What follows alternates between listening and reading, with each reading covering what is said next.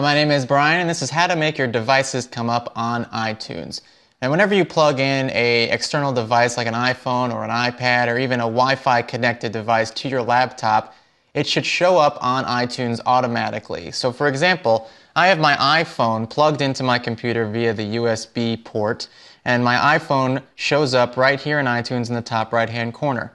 If it's not showing up for you, you should check your USB cord and make sure it's plugged in properly. If it is plugged in properly, then try quitting iTunes and opening it again. If you do that and it still doesn't show up, you may have to restart your computer.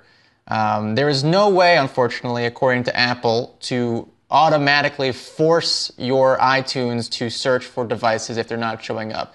So restarting your computer and plugging it directly into your computer over and over again is the only way that you can get iTunes to recognize a device.